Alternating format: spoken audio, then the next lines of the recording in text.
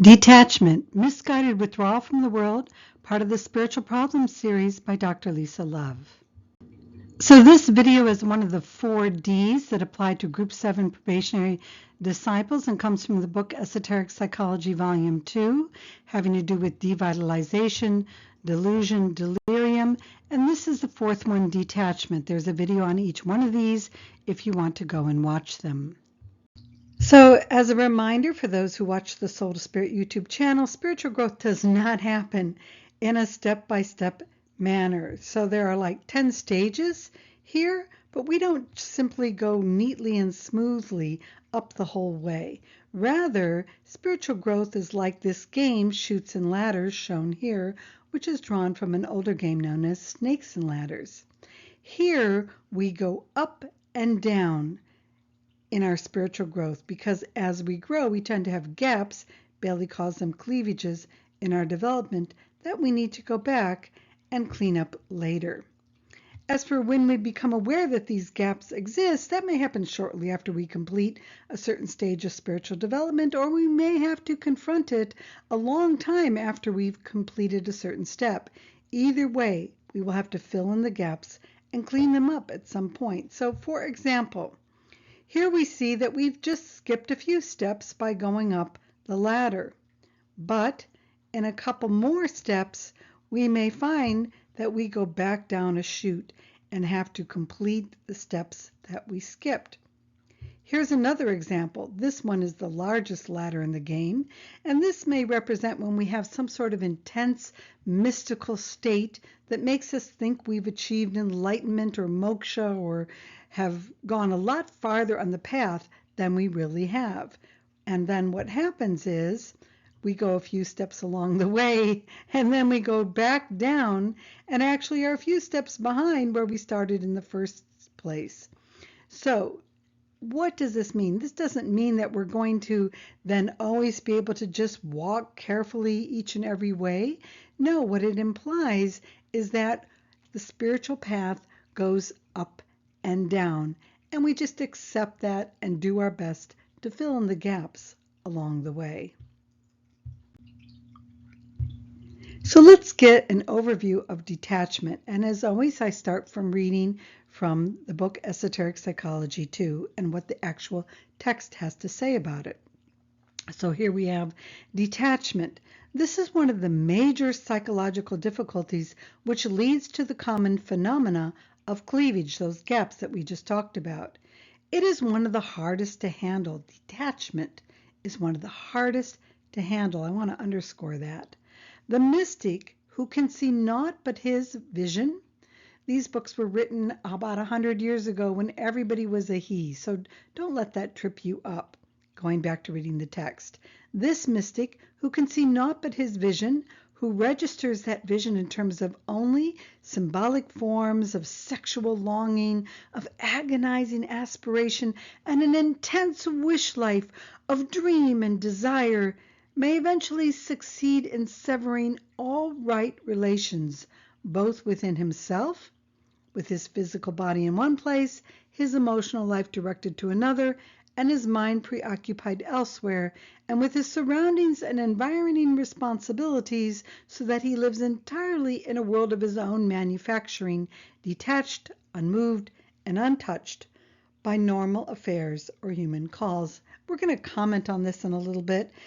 Don't let these words trip you up. If you want, pause the video and really take them in and digest them. But essentially, we're going from such emotional aspiration that we want to have our dream come true, our vision happen. For those of you that are aware of the Bailey teachings, there's a lot of 6th ray you can tell in here. But that's what we want so much that we cut off right relation with our emotions, with our mind, with our environment, with other people, and we're just living in like a big bubble of our own strong desire and belief to have the vision and live within the vision that we've had. Back to the text. This is sometimes also brought about by an unrecognized desire to escape from responsibility, from the pain and irksomeness of daily living, or from the clinging hands of those who love him. It can be brought over from another life of mystical experience, which should, in this life, be permanently transcended and outgrown, having served its useful purpose and done a needed work. This is a detachment of the wrong kind. And there's some words I want to underscore here. Are we trying to escape responsibility? That's something we'll talk about a little bit more in this video. It's really important to examine ourselves and see if that's some of our motivation, escapism. Or is it because, face it, daily life can be a real pain, and we don't want to deal with that pain. We don't want to deal with that irksomeness. We don't want the neediness of those clinging hands of people wanting us to give them this and give them that and making these demands on us. We don't want that. So we want to escape into our nice little bubble, which is a detachment of the wrong kind. So I want to make myself clear. The mystical way is the right way for people at a certain stage of evolution. We're reading from the Bailey text still here. And she calls that the Atlantean stage, provided it is not carried to the point of insanity, hallucination, furious fanaticism, and psychopathic complications. It is, rightly expressed, a useful and needed process whereby the astral body is reoriented and spiritual aspiration begins to take the place of desire. It is necessary to have vision, for where there is no vision, the people perish. So I'm going to pause from reading the text for a moment. And again, the mystical way is a stage. It's necessary. And what we see here, and this is part of a chart that I've put up in other videos here on the Soul to Spirit website, trying to synthesize the Bailey model, we see that the Atlantean stage is primarily here on the emotional plane. Those with Atlantean consciousness, this has nothing to do with Atlantis or anything like that, it's a state of consciousness, are those who are driven by desire, their emotions, their mind is full of kama manas, desire mind, so they don't really think clearly because their emotions and their desires and their fixation on the world of the five senses, the outer world out there, dominates their thinking. Now, that can also color us as we begin to move into the plane of the lower mind and head on to the spiritual path, the probationary disciple. And that's where the mystic comes in here. We're starting to climb into spirituality. We're getting a hold of spiritual ideas, but we approach it primarily in an Atlantean consciousness kind of way. Now, that's okay, so long as we don't become insane, start having hallucinations. We would call that becoming schizophrenic. Furious fanaticism, where we're very, very difficult to be around. And we become psychopathic. Psychopathic is where we become vindictive and murderous in our impulses towards others to try and make them understand that we are having real visions, that everybody follows our vision, our way, etc., etc. We addressed that issue in some of the other videos here on the 4Ds.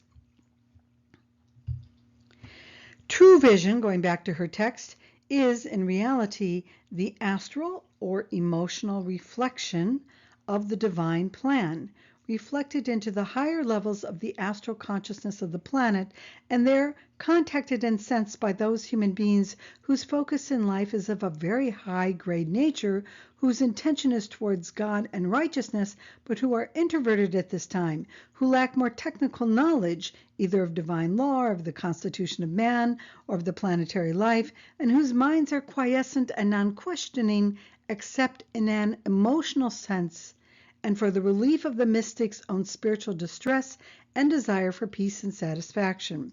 There is, for instance, little in the writings of the mystics of the Middle Ages, either in the East or the West, which gives any indication of a sense of world need, of humanity's demand for enlightenment. There's a lot in that paragraph.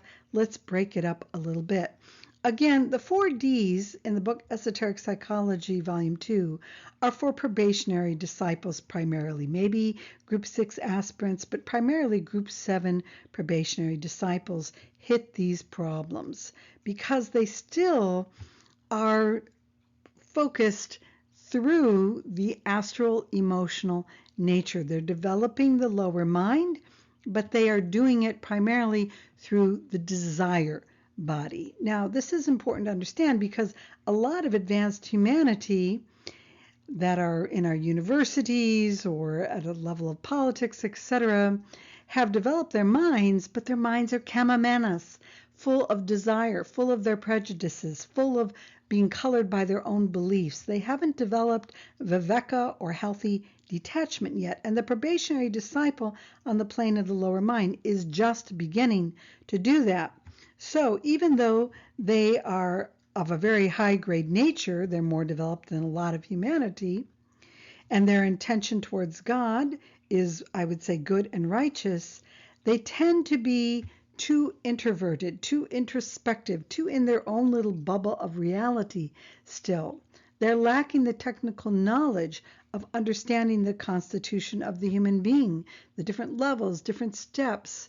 They want to run up that ladder too fast, and then they skip all those steps because they don't even understand sometimes that those steps exist, and they fall down that chute and they run into trouble. And what's interesting here is that they're doing that because their minds are quiescent. The plane of the lower mind is not yet developed, giving them real mental training, not the kind of learning facts that you get at a university and how to cope in the world of the five senses, but real mental training, how to understand the nature of the mind itself. They're not being given that. It's quiescent, or they're not questioning their assumptions and beliefs because they lack that mental training. And also they're just lazy mentally because they want peace and satisfaction, and they want to just rush along the spiritual path and think that they're there way too soon. Run up that ladder and think they've accomplished things way too soon, too much. Hey, been there, done that. No worries if you know of people or you're there yourself. It's a natural stage, so let's not be judgmental about it. So one of the first things we notice then is that we're being invited to understand the difference between what we might call a lower mystic who is detached from the world in an unhealthy way, and a higher mystic who is able to be in the world but not of it. A higher mystic, if we go back to that chart, is going to be a group 8 accepting, pledged, or accepted disciple, or even an initiate. They have blended the technical understanding of the different stages and levels of development and their steps that it is required to meditate and master the mind, to experience the different samadhis, to become well-versed in spiritual text. They've blended that with a higher level of devotion and love of the divine and the divine plan.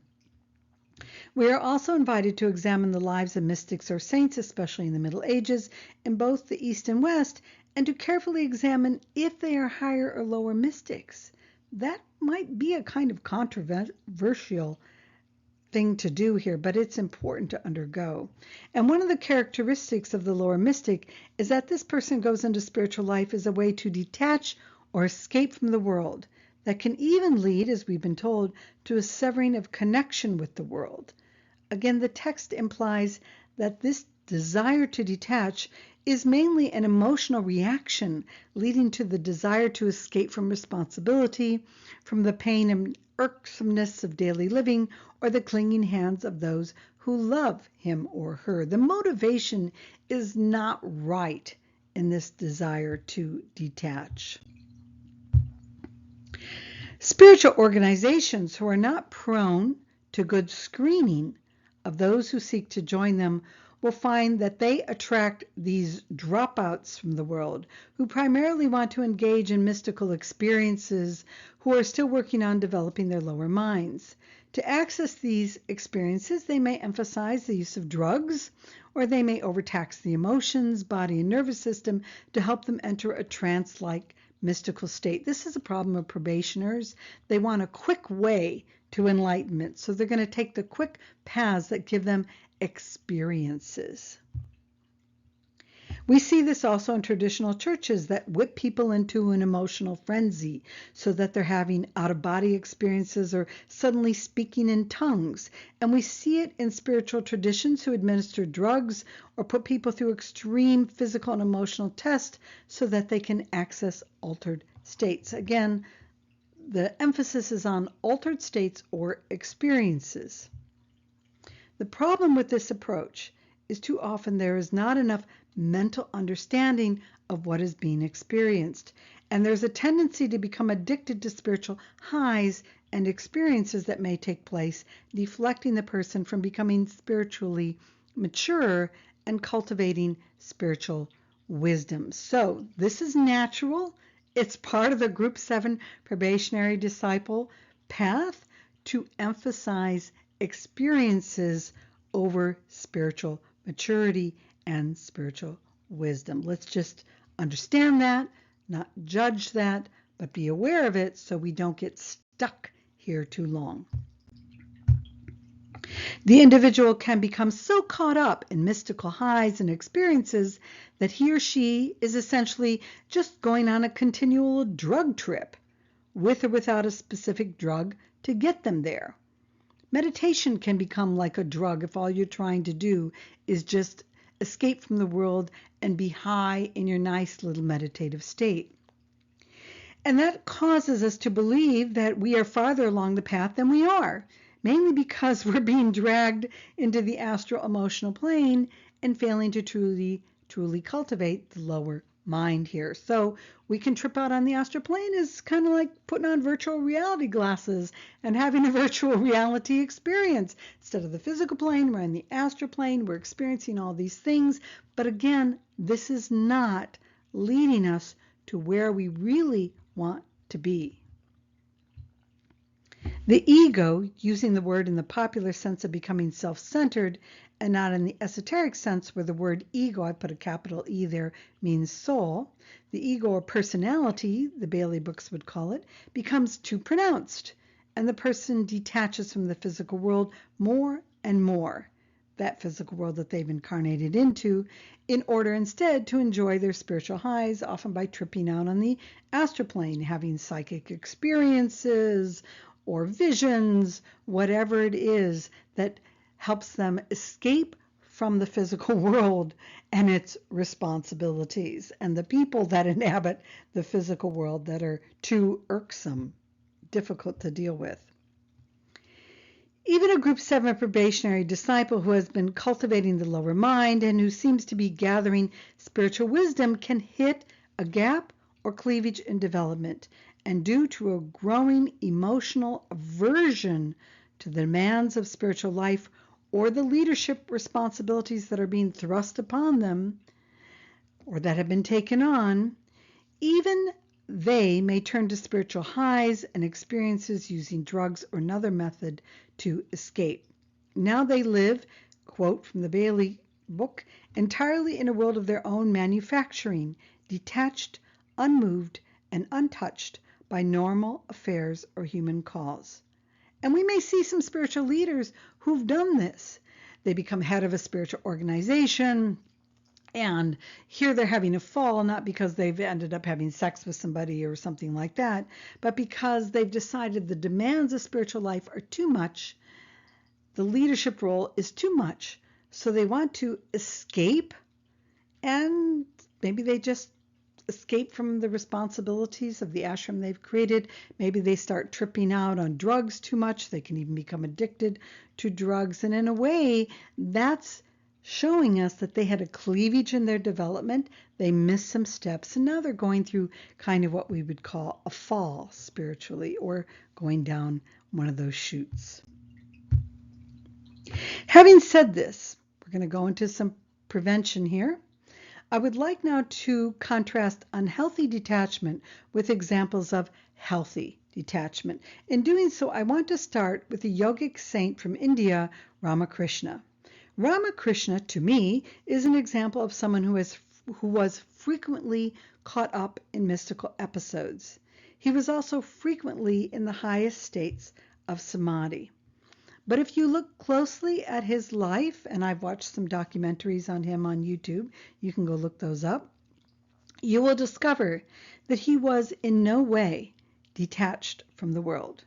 Throughout his life, he maintained his priestly responsibilities to the temple he served in. He even took time to train in some of the most rigorous spiritual practices that exist. Having been exposed to numerous spiritual scriptures, including the Vedas in India, and spiritual texts from other traditions, he demonstrated his capacity to both comprehend, and here's what's really important, live these texts in full.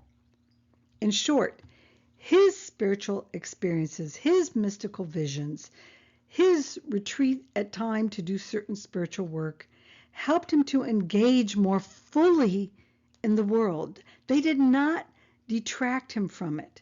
He was in the world, but not of it, in a balanced way, which is something all of us can be inspired by and learn from. Now I'm going to use another example, a more modern example. Another example of healthy detachment comes from studying the life of Jetsunma or Tenzin Palmo, a British woman who was inspired to follow the path of Tibetan Buddhism under the guidance of Kamtrul Rinpoche, and ended up spending years in a cave in the mountain region of the Lahul Valley in India. Before she went into the cave, she had been well prepared. That's something to understand. While she was in the cave, she was not simply retreating from the world.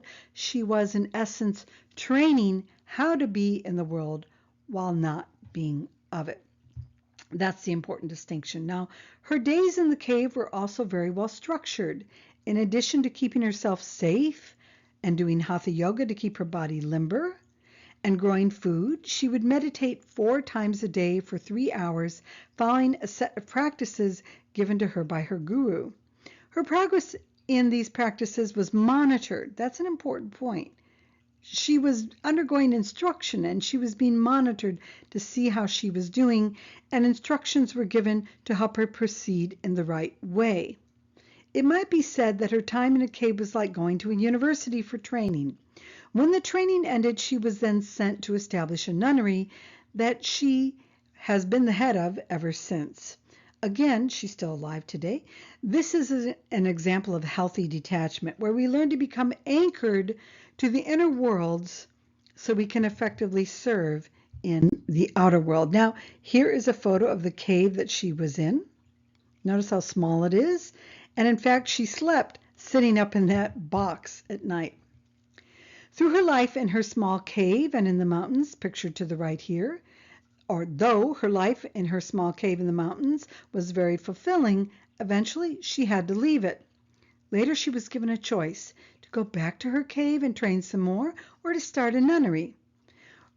Early in her training, Jetsunma was like many Tibetan nuns who were not given access to many Buddhist teachings, but instead were assigned to cook and clean for the monks.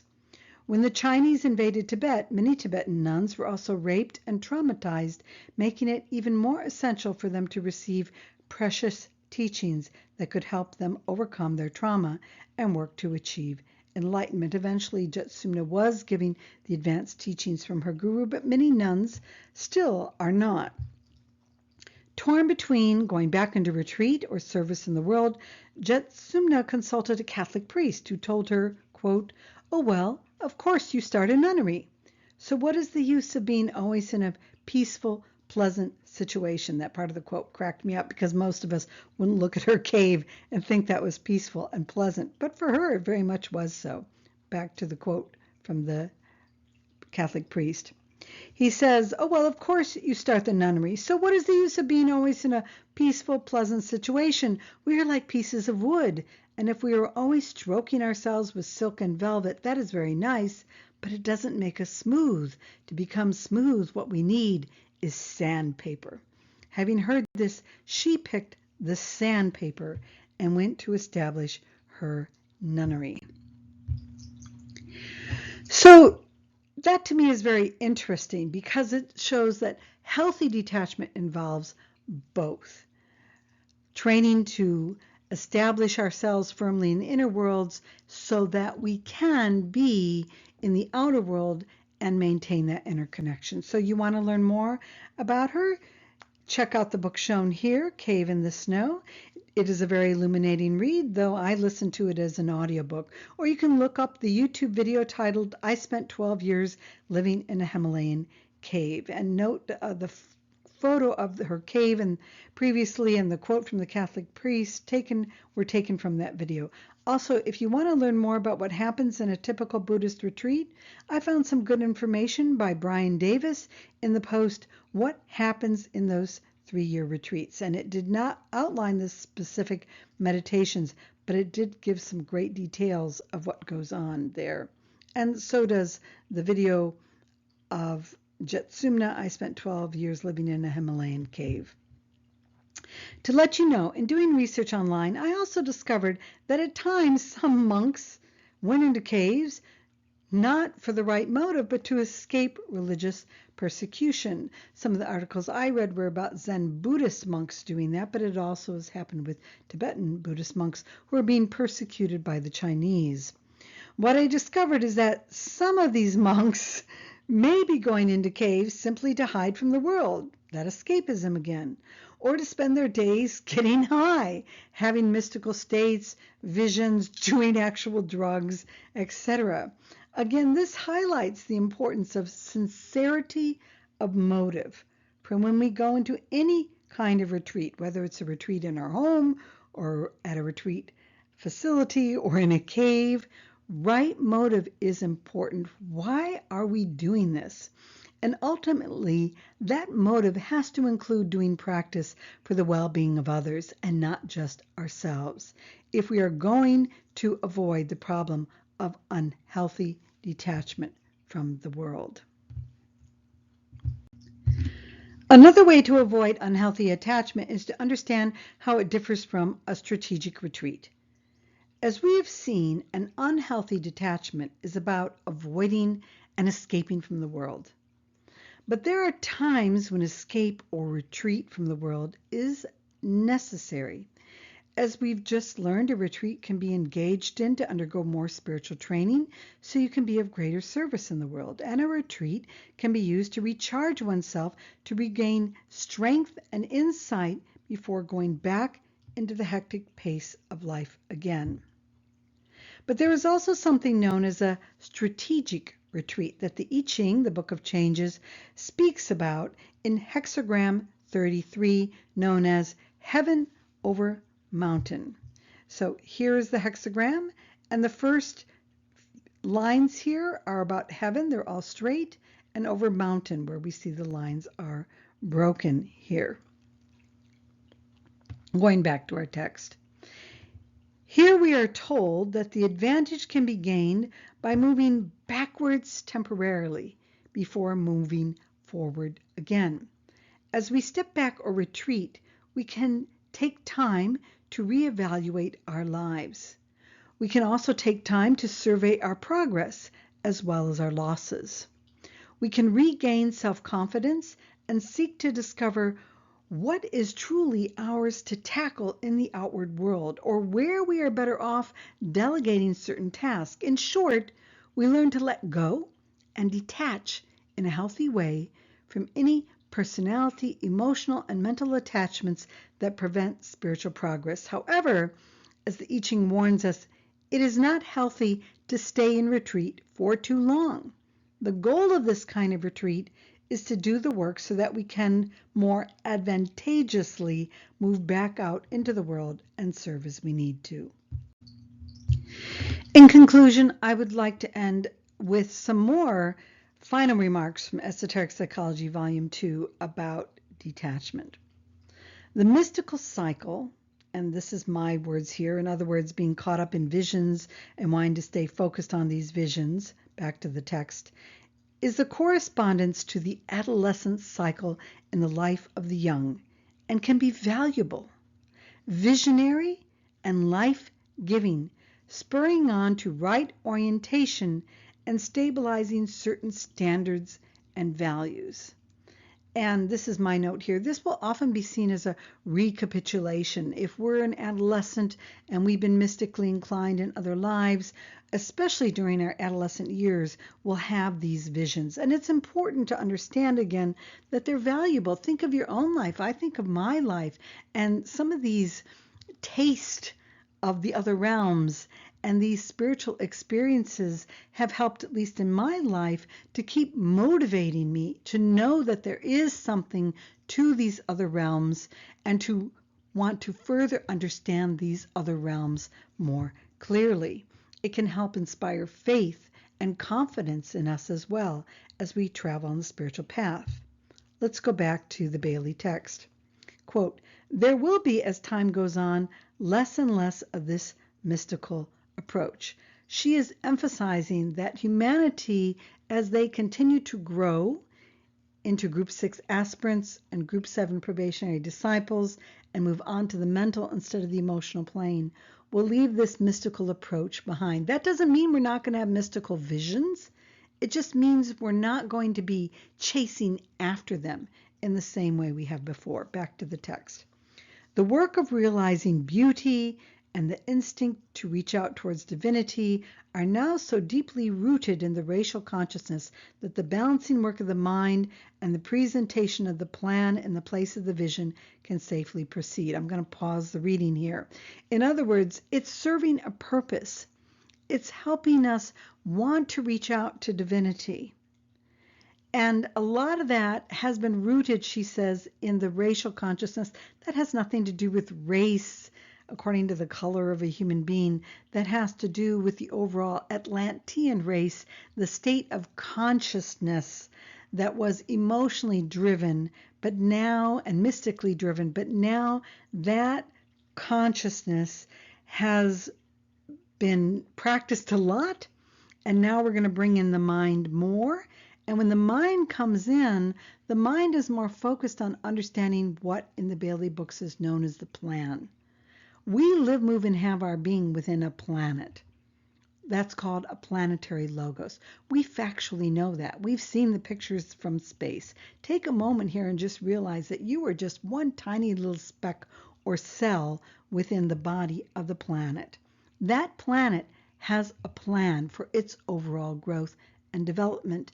And mentally, we are trying to understand what that plan is and to serve our little part so we can be a healthy cell, or we can be healthy cells as a group within that planetary life. That's what she means when she's saying the plan is replacing the vision. The vision is like a glimpse. The plan is like a greater sense of knowing.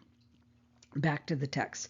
The children of the race who are still, here she's emphasizing what I was talking about, Atlantean in consciousness, will continue with the mystical approach, and the beauty of that contribution will still be the heritage of the race. Most of humanity is still, she says, Atlantean in consciousness. They're in groups 3, 4, and 5, aspiring to be group 6 materialist, which is why a lot of them are fascinated with dictators at the time I'm doing this video, because that's what group 6 materialists are. Group 6 aspirants who are beginning to learn that the world of the five senses out there doesn't do it for them, and they want to explore the inner worlds more. Group 7 probationary disciples, which we're talking about here, that is coming up, but most of humanity is still Atlantean in consciousness. They're still going to want these mystical visions, and unhealthy detachment is going to be a real problem for them. Back to her text. But the cycle of the mystical effort and experience will be considerably shortened. More and more, it's probably going to be like a recapitulation. We do it quickly during the adolescent phase of our lives instead of taking it all the way into adulthood. It will also be scientifically controlled. We'll understand these mystical visions and states. We'll still have them, but we won't emphasize having them as much as doing the mental training. And when we do have them, we'll understand more what it is we're doing. We'll have a more scientific approach to it, and they'll be more controlled. So it will be more scientifically controlled because the purpose of these mystical episodes and their place in racial Atlantean consciousness unfoldment, and their contribution to the doctrine of reality, reality being the overall reality, will be better understood. We'll understand the stage that this is, how to help people get through it, and how to move on by including what's best about this stage by still going beyond it. Remember, if we don't, in each of the 10 groups that I talk about here on the Soul to Spirit channel, if we have gaps in development and we don't fulfill each stage in a healthy way, we're going to go back down the chute and have to fix the mistakes that we made by the traumas or the cleavages or the gaps or the lack of understanding that happened at each stage. I've written books on the first groups 1, 2, 3, 4, 5. I've got videos on group 6, 7. Videos on group 8 are coming. If they're already out by the time you've watched this video, then you're watching this video at a later date than when I first released it. But an understanding of these different groups is what this Soul to Spirit channel is all about. And we will understand them all better and make sure that we don't have gaps or cleavages in our development. Final slide.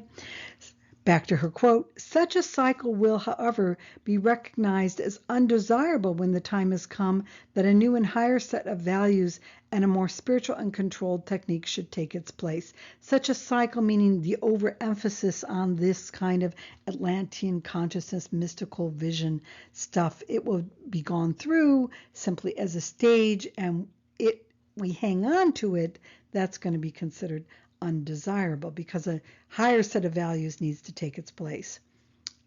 What is taking its place? The text goes on. A life purpose. There are some people that are born early on with a sense of what their life purpose and mission in life is, and spiritually, and they accomplish it. A recognized plan and a correctly directed activity must eventually supersede all adolescent yearnings, dreams, imaginative longings, and aspiration in the life of the individual and of the race, meaning again those at Atlantean consciousness here. Continue to read from her, and she has this in italics. Mistake me not. The vision is a vision of reality. It's a vision of the astral plane, which has a certain level of reality. Sometimes it can be a vision of something higher than that. There is some truth to that vision. Back to her quote, the eternal dreamer, which I've kind of tried to hint at by this image of somebody here behind the clouds that we're reaching towards here in the picture that I took. The eternal dreamer dreams, and the greatest of all mystics is the divine logos, our planet, and beyond that, through the universe itself. But his dream, the dream of our planet, and don't let the word his trip you up. I used to really react to that myself. Why not her? Etc. Just let that go if you can. But his dream, the planet's dream, you can call it a she or guy if you want, must be registered in our consciousness as God's or goddess. Don't get tripped up on the words plan. And the mystical vision is the necessary, though passing development in the human being of the dreaming aspect of God's nature. Ponder on this, for it holds revelation to those who ponder rightly, and that's from Esoteric Psychology, Volume 2, 606 to 607. So again, remember, this is all necessary, a passing stage of the development of the human being that we're going to go through. We go through it as we grow. Humanity is still going through it. In the coming age of Aquarius, which is ruled by the fifth ray of concrete science and knowledge, we are told that there will be less and less of this mystical way of being and more of a scientific approach in the next 2,000, 2,100 years will take its place. But let's respect it. In a way, we could say, why is most of humanity on the astral plane? And just now going on to the mental plane, we might want to theorize it's because our planet itself is now moving out of the astral plane and into the mental plane. And that is why, as human beings within this planet, we're just starting to catch up there. So I hope you've enjoyed this video. It's gone on a lot longer than I thought, about double the length I thought it would be, but I'm going to leave this one because there's a lot of important stuff that I've described in the video, and as usual, here are the credits. And if you're enjoying these videos, I encourage you to become a patron at Soul to Spirit. Visit the soultospirit.com website and subscribe to this YouTube channel. Like, comment, share, and hit the bell for alerts. Thanks for watching.